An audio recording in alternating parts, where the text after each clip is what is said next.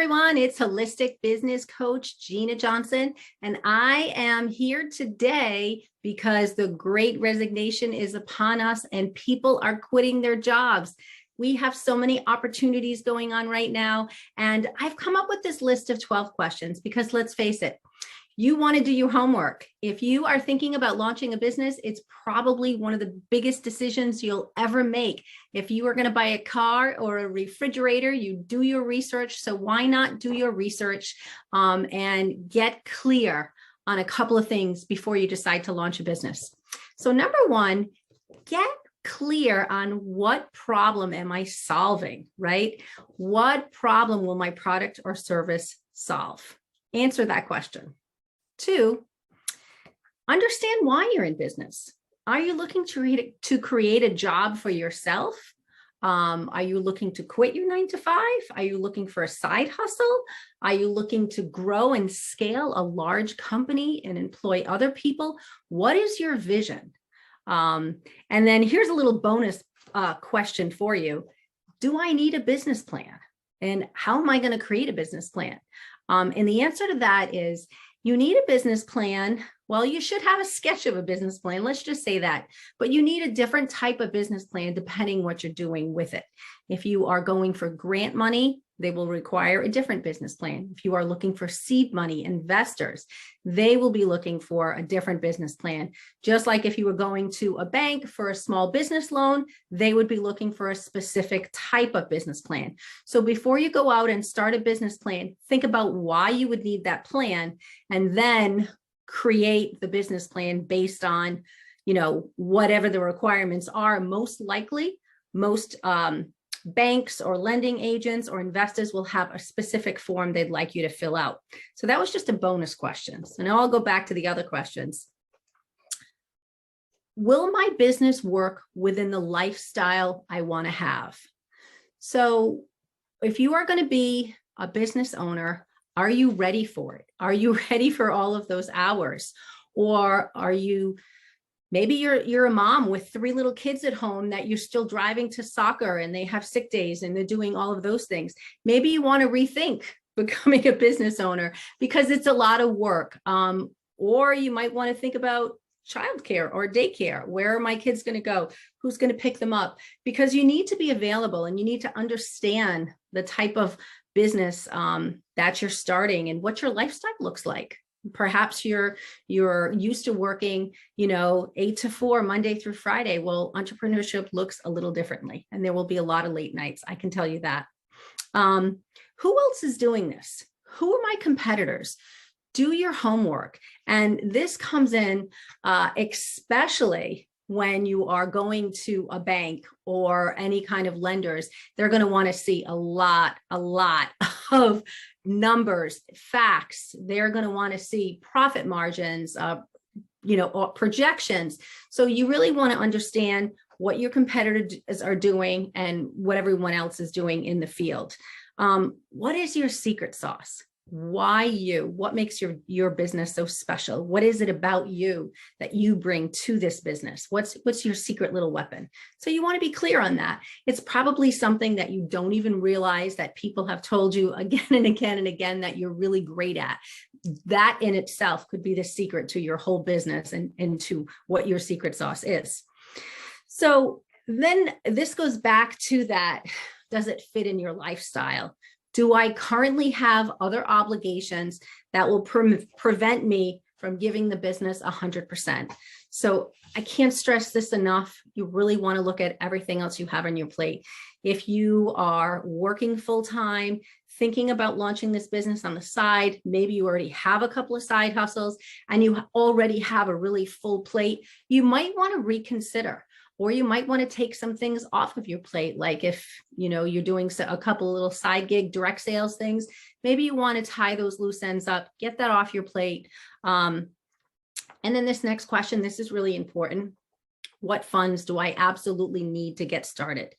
And this will depend what type of business you're starting. Maybe your dream is to open a yoga studio or an Etsy store. I'm not sure what it is. Maybe you can just start with a Facebook page. But if you really want to start a legitimate business, you really need a business checklist, and you really need to get some professional advice of what are the bare minimums that you need to get up and running. And if you are currently working in a full-time position, a lot of times it makes sense to keep that full-time position, because I can tell you, in the first 2 years of business, you're really not making any profit. You are pretty much dumping everything else back into your business based on a website, a web designer, a business coach, branding photographer, social media, marketing, all of these things that you really need to have a successful business. You're just dumping those profits and that money right back in. And then you need to think about, suppose it doesn't work. It might take, sometimes it takes you 3 months, 6 months.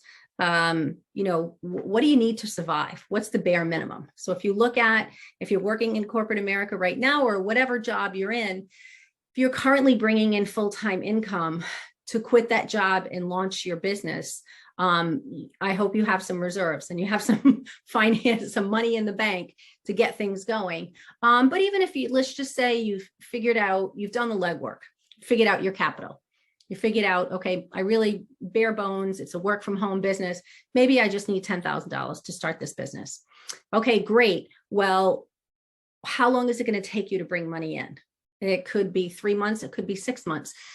Can you realistically financially afford to do this business? Do you have another income? Do you have a significant other that's going to financially help and support? And then what are your resources do you have to get started? Maybe your significant other is a web designer and they're going to build the website for you. Fantastic. Maybe you have a niece who's a college student and wants to do some intern work for you. Fantastic. Write down what you need and write down the resources that are available. I can tell you that entrepreneurship can be very lonely. If you come from the world, corporate America, and everybody's working 9 to 5 and they're off in that world, and here you are now suddenly home in your home office by yourself, it can be distracting. So you want to understand, who are your resources? Who are your other people? You want to get around other entrepreneurs. How are you going to meet people? How are you going to get the word out? Networking. Where are your people? There's a lot of questions. And then how will I price my product or service? Again, that goes to your market research. You may need to invest in someone to do the research, especially, again, if you're going after money. If you're going to ask for investors or go to a bank, they're going to have you do that research. But even if not, you still want to do your research and you want to go and see what your competitors are charging and figure out what your profit margin is. How am I going to market it? Is it going to be social media? I was in a call today and there was a woman on the call who said, well, I don't like being on social media, and she has a service-based business. And I said, sorry, too bad. Today is 2022 and this is where it's at. You have to have a website and be on social media.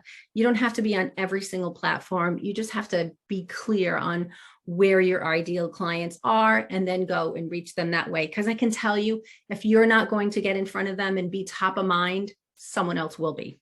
And then what's the easiest and fastest projects I should start focusing on now to bring in my cash flow as quick as possible? So that's also something to consider. So I hope I didn't scare you.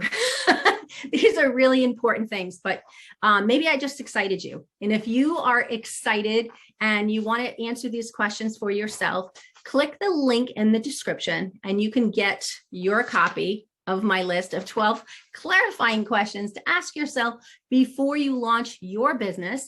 And after you've answered those questions, and if you're still excited and you want to get on a call, have a conversation, tell me about your business and see how we can work together, I would love to do that. And that link will also be in my description.